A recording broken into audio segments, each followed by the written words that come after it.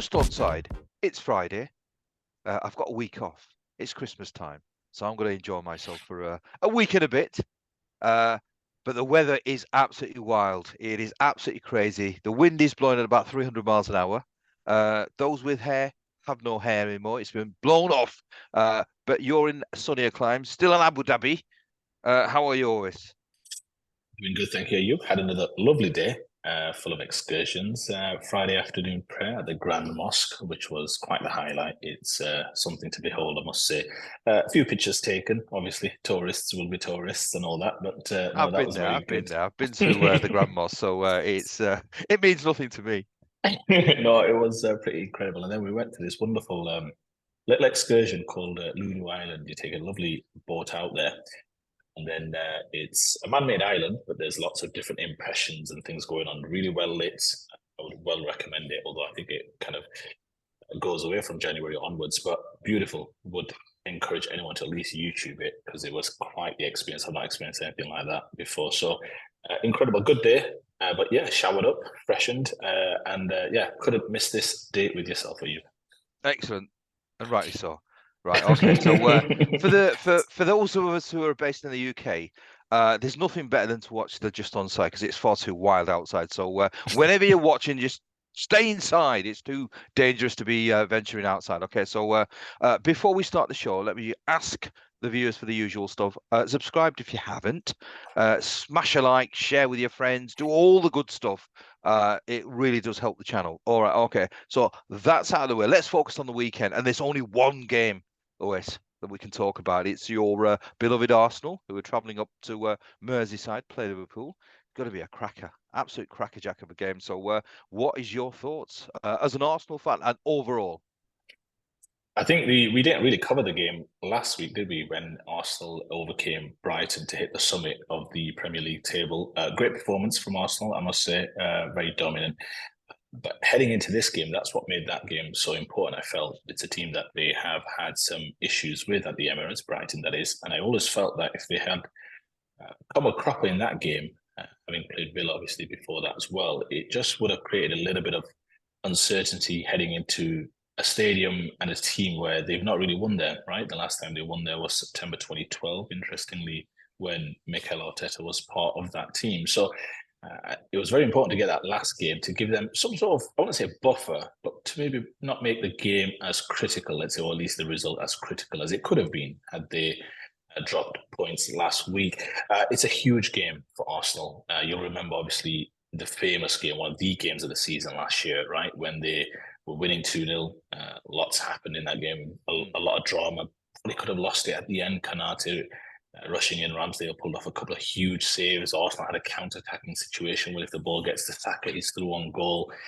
So if we get anything like that in terms of drama, the neutral is going to be well entertained, right? And it does promise much. Currently, obviously, before Villa play Sheffield United, that's first against second for the time being. And they are arguably the two best teams, I would say, of the season so far. And I think that's well earned. A huge game for Arsenal, absolutely right. They've not won there, like I said, for over a decade.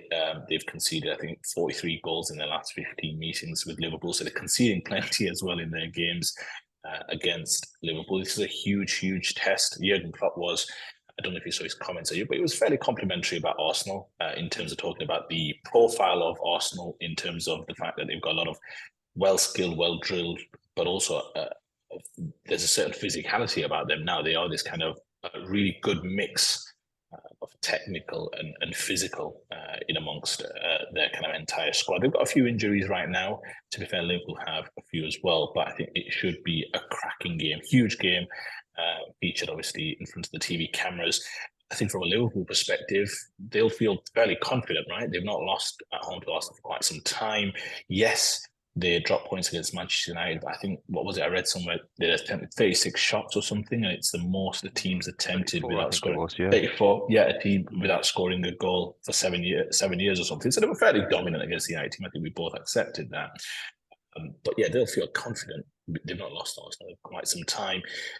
Do I think I thought about this? Who's under most pressure? I thought both teams are. To be fair, I think there's a certain confidence that Arsenal can take by avoiding defeat. At least going to Anfield, it's one of the toughest places to go. I think even if you told Pep Guardiola before the season started, Anfield point, he's taking it. He's taking it all day long. So I think Arsenal would more than happily accept the point. Interestingly, I think if Thomas Partey was healthy, I think, and I had a few games under his belt, I do have a feeling that Arsenal would have maybe gone with that double pivot of Rice and Partey. But I think just with the slight resurgence of form of Kai Havertz, I think he will go Havertz, Odegaard, and Rice unless there's some last minute kind of injury issues. So a fairly, I would say, relatively aggressive uh, approach from Arsenal. I think Havertz also allows them a little bit more physicality, allows them to go a bit long at times when they need to. I think from a Liverpool perspective, just very quickly, you before I hand it over to yourself, if I was Liverpool, I'd be playing a very smothering style of football. They had a fantastic performance against West Ham, which I watched. Yeah, I thought it was one of their best performances of the season, albeit West Ham were a little poor.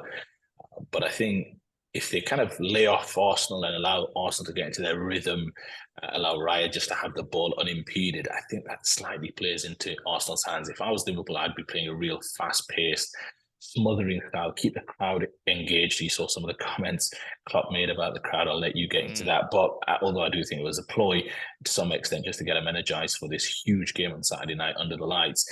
But I think that's Liverpool's best chance to upset Arsenal's rhythm and to keep the fans really on side. It should be a feverish atmosphere. I think the Anfield faithful will be bringing it and then some. I do think Arsenal have the tools to withstand that, but I think it's a case of trying to get through those first 15, 20 minutes, right? When you're at Anfield and not be out of the game before you can even start getting a hold within the game. Huge game for Declan Rice. These are the games, right? Are you that you bring these players for? But I think Arsenal go into it with a great deal of confidence. And I think if they play their stuff, they'll have every chance. But again, I think Anfield, you'd happily take a point. I think Liverpool probably still want to look to fight for all three. So really fascinating game, huge game. Do I think the winner potentially, lays a marker down for the title? Not so much, still a little early, but no doubt it would mean a huge amount if one of the either teams can pick up 3 points. Well, I'm getting up nervous already, doubly nervous because it's two massive games. I mean, normally you always talk about Leeds, or you always sort of encourage me to talk about Leeds. This time you didn't, so I'm going to actually talk Go about Leeds. on. So we've obviously got the Leeds game against Ipswich at midday, 12:30. So that's going to be nerve-wracking. That's a massive game, and then obviously the team that I've backed to win the title. At 5:30, it's a huge game, absolutely huge game. In terms of who's going to be more confident, I've got a feeling that Arsenal perhaps will be much more confident. I think the way that this season's panned out, the results that they've had, or the result that they had against Man City, both in the cup and in the league, perhaps more so in the league, it's going to give them tremendous amount of self-belief. Liverpool, I mean, we've talked about it before. We talked about it last week as well, that it's been a sort of stuttering season, albeit they've got the results, but it's been a stuttering season.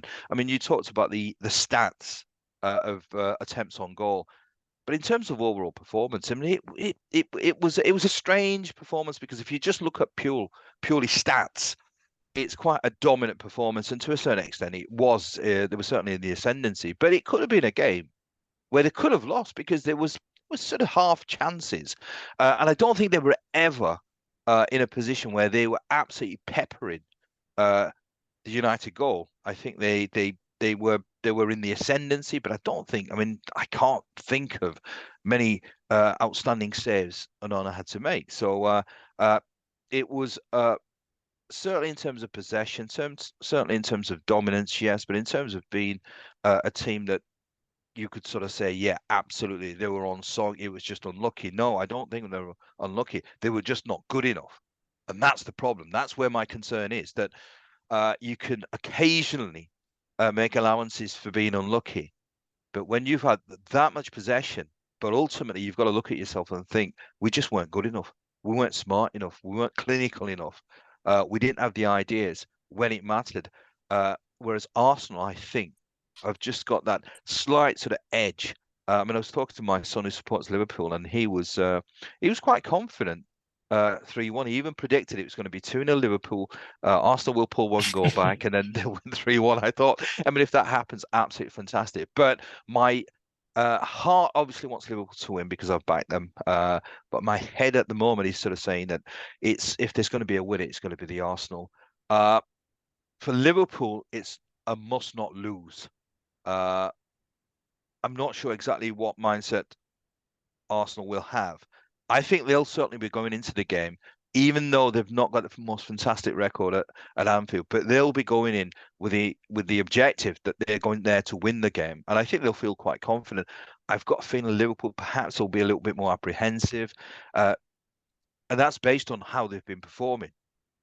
It's not based on just sort of something that they're feeling at this moment in time. I think throughout the whole course of this season, they've not put in performances regularly enough to say that we're at the top of our game. So it's going to be a cracking game. I think it's obviously not going to be like the United game where they are going to absorb pressure and try and hit them on the break.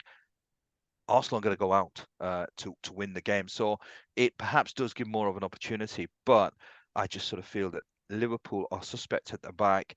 I'm just not sure whether Nunes, Diaz, even Salah are just sort of at it at this moment in time. I mean, yes, they had a result against West Ham, but you were right. West Ham just weren't at the races on that day.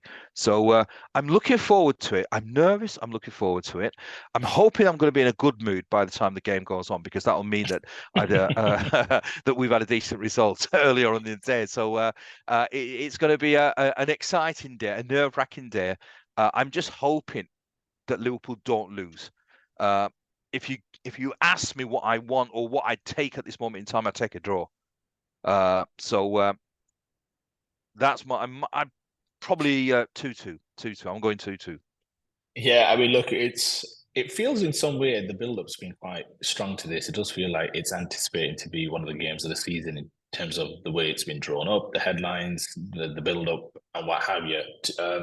You have Klopp, who's obviously normally gone head-to-head with Pep, obviously for all these years whilst he's been in the Premier League, and then you have this kind of young pretender who kind of was threatening to make some serious noise last season, and now obviously is back again at the halfway mark or roughly halfway mark, and Arsenal are where they would where they would want to be. Right, this is what we said, and I remember last year when we spoke about this. If you remember, when I said, look.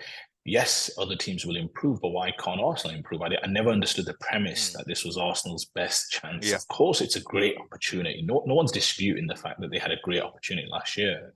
But this idea that it was only ever going to be their only last opportunity just belied logic because you could see from the style of play, the kind of squad profile, the age of the squad, more importantly, that these players should be there or thereabouts as long as there's nothing really that goes massively wrong, like you lose the manager or you lose a couple of huge players to injury. And they have had a few players to injury. But look, in the end, the infusion of talent that they've had, especially with Declan Rice, even Havertz now slowly building a little bit of good form, getting on the score sheet, should be really interesting. This is the biggest test that they've had. I know at the Emirates against City, yes, they put that to bed to some extent, finally beating City to so many games. I don't count Community Shield so much. That was equalising in the last minute and then winning on penalties. So I'm not really counting that.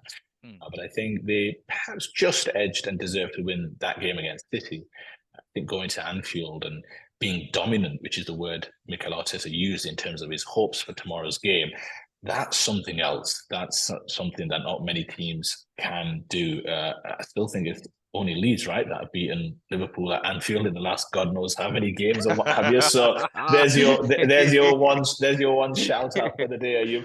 But yeah, that would take some doing. So look, it'll be a huge test for Arsenal. I hope they are as competitive as I think they can be.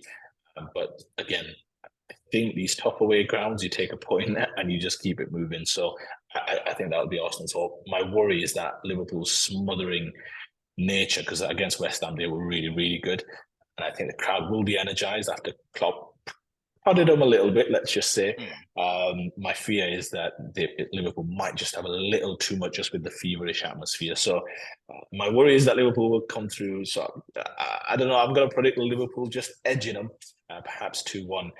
I'm hoping there's no real controversy because you don't want these games marred by any real strong Mm. controversy. But it should make for a fantastic game. Two great sets of teams, great managers, great footballers on show. I'd be surprised if it's a dud game, to be fair. Right, just on the point of managers, you talked about Klopp, you talked about Arteta. Uh, I'd just like to pick up on Klopp's comments about the fans. Now, you've sort of alluded to that it might be a ploy by Klopp to just sort of fire them up for the weekend. Now, do you think that was the case, or do you genuinely think that he was slightly disappointed with the atmosphere? I think a little bit of both, but he knew which game was on the horizon. So he thought, if I'm going to say anything, it needs to be now. Now, look, his comment was the fact that I think the stand behind him he spoke about how I mean he first commented just very quickly he commented the fact that look I don't understand what the fans are expecting when these players are giving it everything, they're creating lots of opportunities, and because the ball doesn't go in they're just quiet. What is all that about? That was kind of the gist of his comments. Yes, he finished it off with the headline, which was, if you don't want your ticket, give it to somebody else. There's a lot of football ongoing right now in December. He slightly walked those comments back in the press conference, which is what you normally expect a couple of days removed.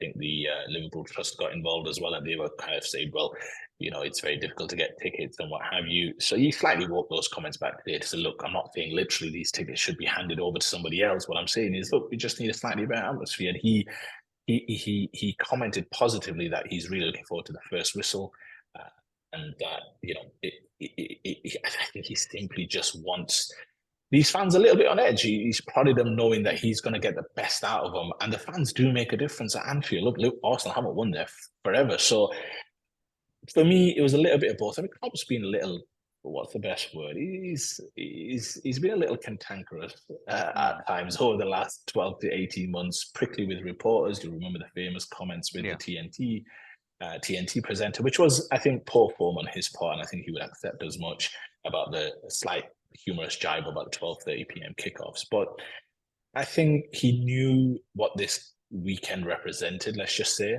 and he understood the disappointment of last Sunday. I think he's just making sure that the fans are aware that, look, we need you. And if it becomes a little bit of a graveyard on Saturday evening, that clearly plays into Arsenal's hands. So I think a little bit deliberate, a little bit smart, but also perhaps a little bit of frustration in there that the fans perhaps didn't appreciate the boys' efforts on what was a really good performance on Wednesday night, I thought, against West Ham.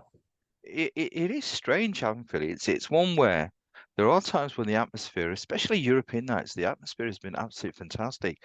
But there are times where it's an extremely quiet crowd. Now, I presume most of the times it's the same people who are going, so it's quite a strange sort of situation where one week they can be absolutely. Yeah, I suppose it does depend on who you're playing, but it's. I don't know whether there is a part of him that's perhaps sort of maybe realised other games as well, they're being quite quiet. I mean, I remember once being outside of Anfield during an evening game, and honestly, I mean, unless the acoustics are superb, I wouldn't have known there was a game going on. I was there for at least 20 minutes. I didn't hear a sound. As I said, it was You've got you've unless got the to roll, acoustics. you've got to roll the windows down, and you so you go. The windows were down. That's why I was doing it. I put the windows down as well, just to sort of think that, hang on, am I actually not hearing anything? Is it just because I've got some excellent sort of soundproofing on my car windows? But it wasn't. And I wasn't far away from the stadium, and I was a stone's throw away from the stadium. So, I mean, it was a midweek game. I'm not sure whether it was a cup game or a league game. I can't even remember what I was doing in Liverpool, which is Which which is yeah, yeah. which second-hand runaround were you driving in? Are you? No, this was. I'm not sure what I was. As I said, I remember being there. I can't remember the car. I can't remember. I think it was my BMW. I think it was a BMW that I had. So it was quite a nice car. So, but I'm trying to think what I was doing there. So that's the the worrying part. fact, But yeah, I was gonna say the fact that you can't remember. yeah. Perhaps the story should just end there. I think. Right. On to. I just want to talk about Arteta as well Yeah. because he's somebody that I've been hugely impressed by. I mean, it's not always an easy transition from being a really, really top class player to be a really, really good manager. I mean, we talk about Frankie Lampard, Roy Keane. There's a few that have tried, not quite sort of worked. Arteta has been. I mean, he's done it, I think, the absolute right way. He spent lots of time under a manager I'm always questioning, Guardiola. but he seems to be certainly. I mean, it was that beautiful master and pupil relationship where maybe I suppose the reins have been passed on to the pupil, and he's sort of embraced it. He's taken it perhaps to another level because he seems very focused, very determined. He he he's got tremendous amount of self-belief, and I think he's done he's been an apprentice. I think he's done the hard yards, and maybe we're sort of seeing the fruits of his labor. I certainly think he's an outstanding coach, and I really sort of think that he's destined for bigger and better things. And I think probably with Arsenal, the next 4 or 5 years, I think we probably might see. I mean, I think there's a great chance this season, but if not this season, I certainly think that he will win the league with the Arsenal. As an Arsenal fan, let's hope so. No, look, I think you're absolutely right on the money. If anyone's being fair when you evaluate Mikel Arteta, he took over the reins, difficult times, right? Remember, he was going to get the gig after Arsene Wenger, but they obviously went for Unai Emery. Unai Emery wasn't quite working out, and they then opted for Arteta. He came very close to being appointed when Unai Emery got the job. Look, he spent a fair bit of money, but you can't, if you look at other clubs, they've spent a fair bit of money as Mm. well, and they're nowhere near in terms of the stability, playing style, consistency that Arsenal have shown over the last 18 months. And he had a few setbacks, didn't he? You talk about finishing fifth. It just takes time to weed out all the characters and players that you don't want and breed the type of player personnel that you do need. And that sometimes takes a few years. And I'm not saying that all managers should be necessarily given that time, but if you think you've got the right manager at the helm and you're supporting him, it takes a little bit of time, but then you can see the fruits of your labor, which is a really young, hungry squad infused with a lot of top talent. I mean, let's not get it twisted. They spent 105 million on Rice this season, Timber, Havertz, 65 million. They're backing the manager, but you've now got a team that's consistently right there at the top, and their performances have been fairly consistent as well, defensively and offensively. Tomorrow's obviously a huge test. I'm in agreement with you. My biggest risk or worry with Mikel Arteta is that he does have links to clubs like Barcelona, even PSG for that matter. He's going to come on the radar of some of these big clubs. Mm. That's what happens when you're making a little noise in the Champions League. They've obviously made it through to the knockouts relatively comfortably in their first time of asking a hiatus from the Champions League. They're doing well in the Premier League this season. Again, they've got a clear style of play, right? They've got some top players at the helm, young players, which will come under the microscope for some of the bigger players, bigger teams, I should say, in the coming years. You worry about players like Saliba, what's Rice's head's going to be like in a couple of years when maybe a Real Madrid look, so there's various Mm. different things when you're managing a top club full of top young talent. I just think he manages it incredibly well. You use the word focused. I think he is focused. He's very animated on the touchline, something that I'm not a huge fan of, but I think his team does react in some way to that more often than not positively. So look, he deserves credit. I'm not going to give him all the credit in the sense that they've not ultimately achieved what they'd like to achieve. But so I don't really like when people hold it to him like, oh well, what have they won and what have you? I say, look, they're a lot more consistent than a lot of other teams. And Mm. ultimately, before you can win, you have to challenge. And they are competitive now. They go to stadiums like Anfield. Etihad's been a challenge for them. They go there and you think, look, they should be competitive. It wasn't always like that, under Emery and under Arsene Wenger in the last few years. Mm. They were getting absolutely smashed at Anfield regularly. And I mean Yeah. absolutely regularly. Halftime, the game's done and dusted. So they're competitive now. They've got some top players. Huge game, huge test, right? Tomorrow. But if it's one that they come through, they'll take a great deal of confidence from it. Absolutely. And just sort of for me, finally, it, you know me, I'm just always a man of extremes. I think whoever wins that game tomorrow will probably be hot favourites to win the league. I feel it's not going to sort of define the season, but certainly it's going to have such a huge pivotal impact. I've just got a feeling that maybe tomorrow, if Liverpool win it, I'll be reasonably confident that it might just end up winning the league. So I'm hoping. Uh, Well, yeah, it's a good shout. I just wonder, even objectively speaking, I thought about this whether, I mean, I imagine City are just still Premier League favourites, but you are absolutely right. I wonder whether or not if there's a winner in tomorrow's game, whether at least in the bookies' eyes that changes. So I'll be interested to see if that moves the line, as they say. Actually, yeah. but it's going to be a cracker, absolute crackerjack of a game. So I'm looking forward to it. I think most people will be looking forward to it. So let's park that for one moment. Let's talk about well, Aston Villa. I mean, they're playing tonight. I mean, we're recording. It's about uh, nearly 7:10, so they're kicking off in about 50 minutes. I mean, is it worthwhile talking about it because it's going to be a saunter, isn't it, for Aston Villa? Do you see anything that Sheffield United have got which might create a bit of a problem for the Villa? Well, on the way to the mosque this afternoon, I did suggest to my friend. I said, "What score do you think tonight's going to be?" And he suggested 2-2. And I said to him, "Why?" And he was like, "Well, weird things happen around Christmas time." I mean, look, it's the opportunity to go top of the table tonight, isn't it? And there's a chance that they might be top at Christmas if they win and Arsenal and Liverpool play out a draw at Anfield tomorrow. So look, they deserve our plaudits. We covered them in the last discussion. I do think it'll be comfortable. To be fair, I think they will be just their home form alone, just in terms of this ridiculous sort of results that they've had at Villa Park. You beat City, you beat Arsenal. They obviously come from behind win against Brentford, an opportunity to go top of the table. I think Emery's going to have his team ready. And I think they will win, to be fair, relatively comfortably against one of the worst teams in the league. So I think it should be, I'm with you, I think it should be relatively comfortable.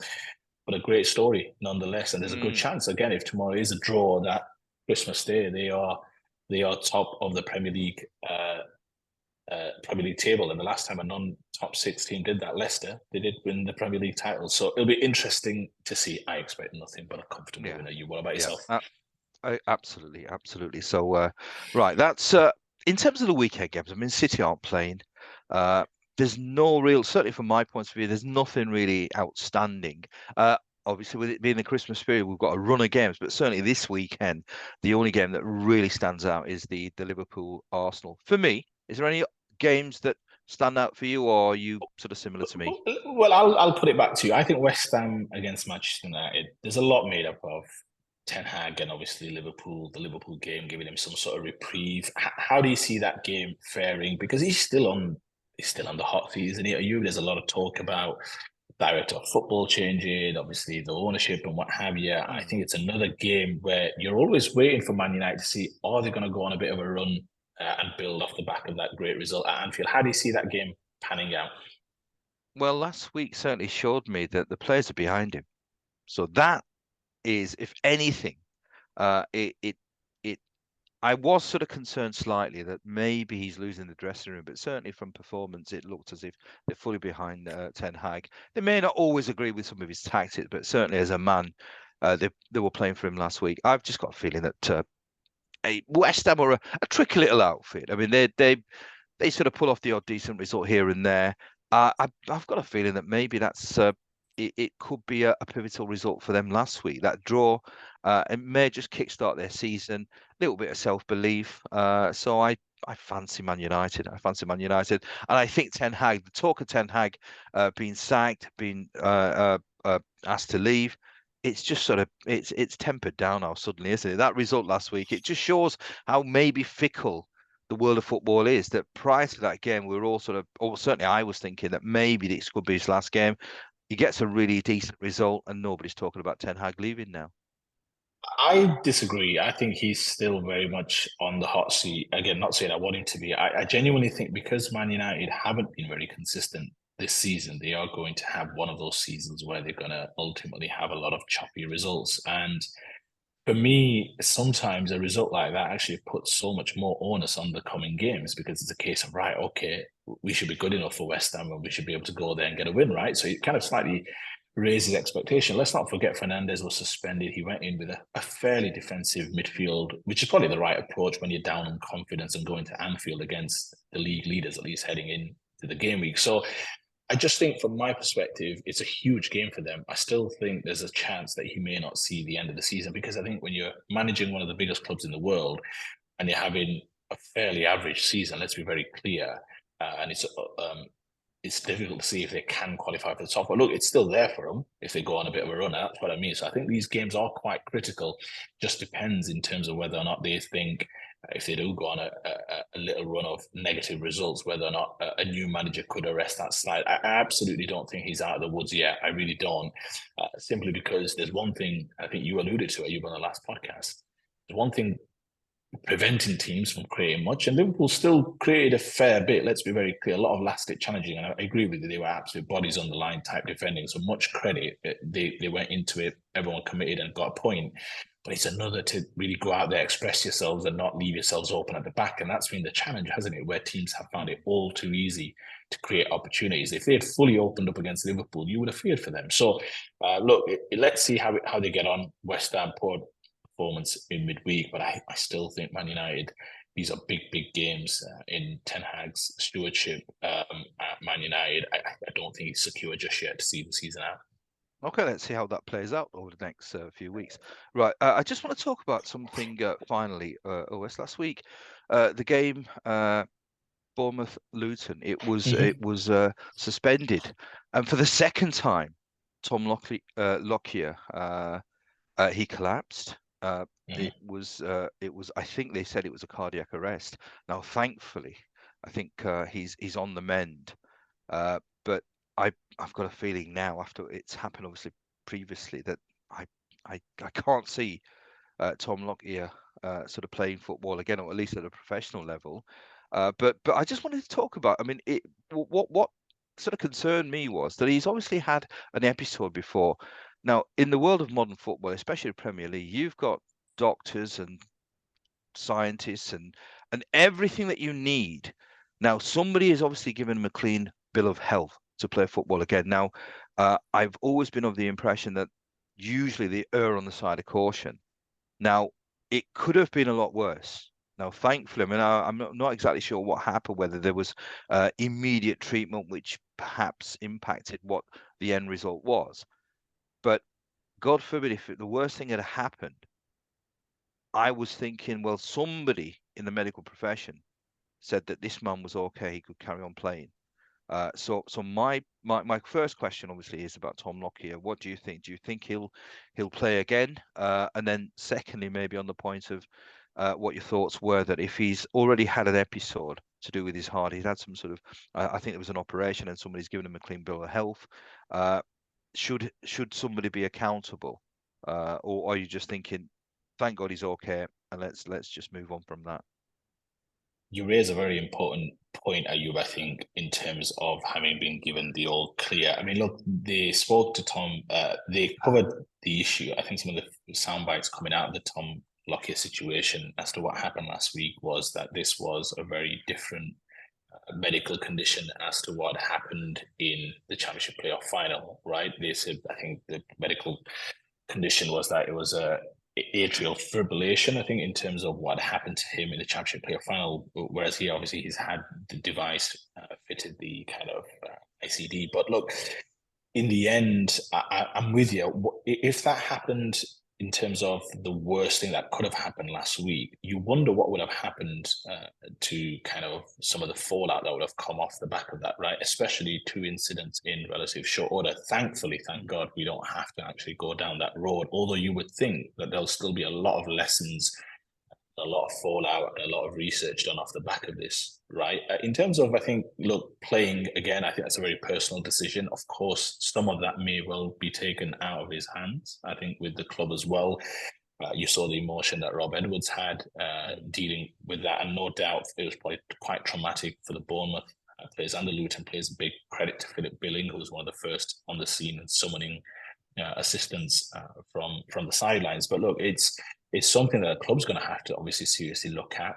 It's one that the player, in the fullness of time, with he and his family, will also have to look at. I think those are very personal decisions, and I don't think it's fair for us to get involved in that, so to speak. But I think this is not just now a player decision. I think it's also a club decision as well. Like I said, I think from reading from all that I've read, they're arguing that these were two very different situations, but you'd have to think that there are some overlaps or what have you. I don't want to be too speculative with regards to that. Look, it was a very scene, right? And these are it's happened all too, unfortunately, all too frequently. When you think about the world of football, you think back to Fabrice Muamba, you think back to Vivian Foy, obviously recently Christian Eriksen. It's happened on, and those are just the notable ones. So it's happening more and more. There's no doubt a lot being done to understand what's happening here.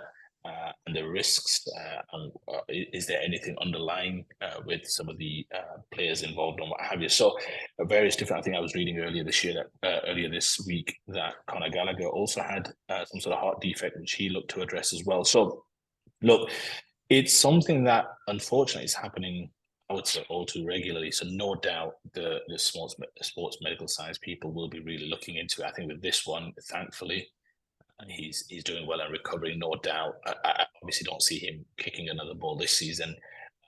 I think it's one for him and his family ultimately, and Luton Town to look at for seasons Yeah, after. But again, thankfully, nothing came off it. I was, for whatever reason, fearing the worst when the game was abandoned and there wasn't yeah, much news coming out. But thankfully, I think shortly thereafter there was some news that came out. But that's my view. It's one that I think behind the scenes there'll be a lot being done now. I think because this is mm, happening on the highest stage in the Premier League, in front of the cameras, in front of obviously thousands of fans. I don't think this is something that simply can be just brushed aside and left to the players to decide or the clubs to decide. Hey, look, yeah, if you want to play, fine, we'll give you a contract. You'll have to play. I think there might be a few stringent measures to come off the back of this. A lesson yeah, learned in that type of situation is much better than having to learn a lesson when the worst happens. That's what I would yeah, say.